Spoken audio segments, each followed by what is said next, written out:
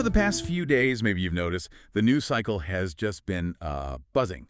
Whispers, headlines, all about the president's appearances, his health, even what the vice president's been up to. It's been a real whirlwind, right? Lots of official statements, social media going wild. It's hard to track. So our mission today, let's cut through all that noise. We've pulled together a whole stack of sources. We're talking official White House schedules, medical memos, wire service photos, news reports.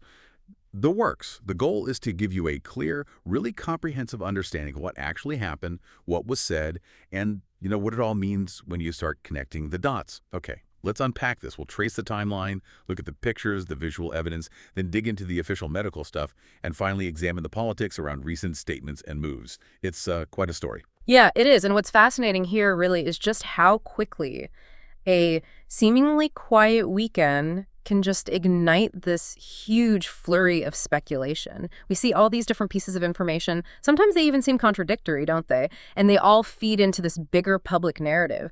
It gets shaped by perception just as much as hard facts.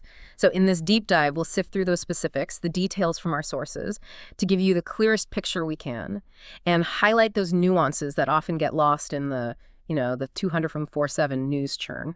Absolutely. And this whole thing, this fascinating narrative, it really kicked off with what looked like a surprisingly quiet Labor Day weekend. That was the initial spark, wasn't it? The president's public schedule seemed unusually, subdued. And that almost immediately started fueling whispers, rumors about his health. It seems like when a figure that prominent goes quiet, especially over a big holiday, people just rush to fill in the blanks. It's that classic political vacuum effect, isn't it? Our sources show exactly that. This lack of visible activity, especially when it's different from what people expect, it just instantly triggers speculation. You don't even need facts at first. Just the absence of information is enough sometimes. 1,000 theories bloom. Right, regardless of what's actually going on behind the scenes. Yeah. That quiet period really set the stage. It really did. But that quiet didn't last long. By Monday, September 1st, 2025, we started getting a different kind of information. Actual visual evidence. Verified wire photographs started coming out. The official ones from agencies like AFP, Getty. Yeah.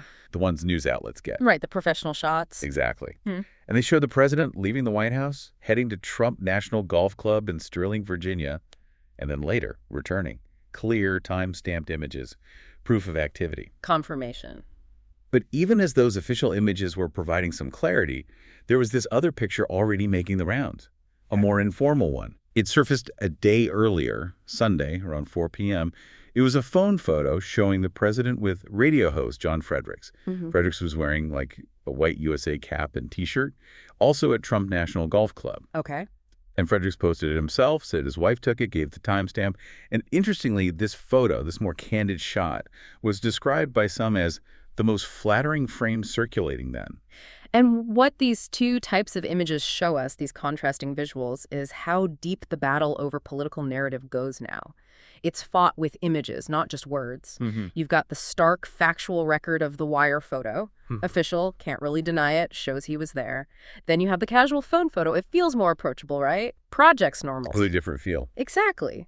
And each one, deployed differently, is used to shape public perception, public trust. It's really a masterclass in visual strategy. It shows how different kinds of photos and the context they appear in can dramatically sway how people see things, either reinforcing a narrative or trying to counter it. Yeah, fascinating. But even with these photos, another layer of mystery popped up, this time from the official White House schedule trackers. Suddenly, there's this advisory for Tuesday. The president makes an announcement at 2 p.m. Eastern.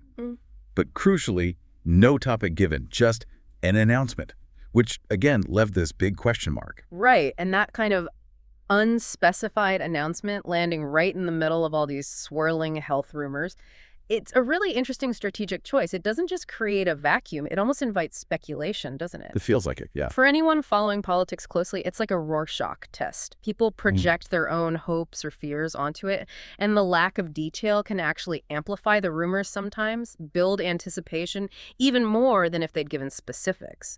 It lets them control the timing while creating a lot of buzz. Makes sense.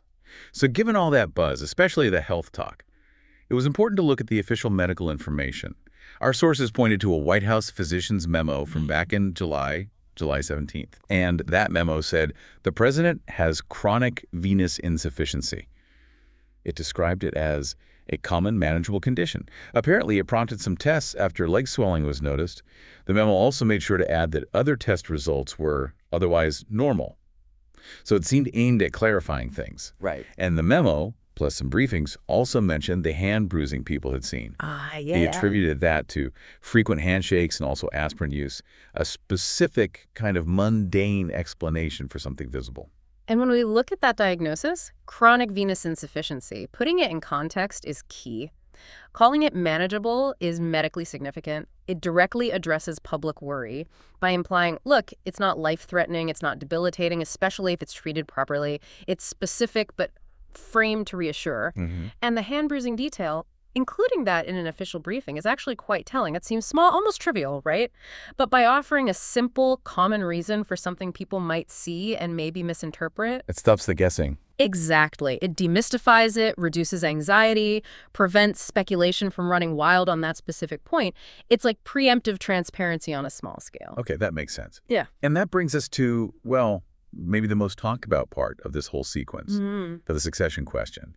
Suddenly, amidst all this, the vice president's name, J.D.Vance, starts trending online, which immediately brings up the who's next angle. Right. Our sources show this was really kickoff by Vance himself. He made a direct statement to reporters. He said he is, quote, ready to take over if a tragedy occurred. Now, to be fair, he immediately stressed that the president is in good health. That caveat was definitely included. And that is such a remarkable moment, politically speaking. I mean, on one level, a vice president is constitutionally expected to be ready for anything. So saying it out loud can look like preparedness. Sure. But making that specific statement, even with the strong disclaimer about the president's health, it's walking a very, very fine line. A delicate tightrope. Well, think about the timing. Amidst all these health rumors, even mentioning the word tragedy, hypothetically, it can inadvertently fuel the very succession talk you might be trying to dampen down. Okay. I see. It's a real power play in political positioning. Every single word gets intensely scrutinized for deeper meaning, for signals. It shows the immense pressure they're under to both reassure the public and also demonstrate readiness. That's a really clear picture of that tightrope. But thinking about the sources, is there any sense that by even saying tragedy, Vance might actually be feeding the speculation, despite his caveats, like a self-fulfilling prophecy almost? Oh, absolutely. That's the inherent danger, the risk you take. Right. While yes, it meets that constitutional expectation of readiness, just uttering tragedy in this specific climate, it's bound to be filtered through a lens of suspicion or heightened worry for some people. It's a calculated risk in political messaging. You score points for appearing prepared, responsible. But you also risk letting those already skeptical hear confirmation of their fears. So the effectiveness of the disclaimer really depends on who's listening and what they already believe. Precisely. And our sources suggest that for many, that phrase, ready to take over, might have hit harder, resonated more strongly than the assurance about the president's current health. And importantly, it wasn't just words. Vice President Vance, he hasn't exactly been sitting back quietly. He's been very visible lately, with a whole series of activities that happen to coincide right with this period of intense speculation. He's been out there actively selling the administration's economic package. Lots of factory floor visits. These were described in reports as good visual stops with easy B-roll. You know, perfect for getting media coverage and creating positive images. Good visuals, easy TV. Exactly. For instance, our sources detail him in La Crosse, Wisconsin on August 28th. He was at a place called Mid-City Steel.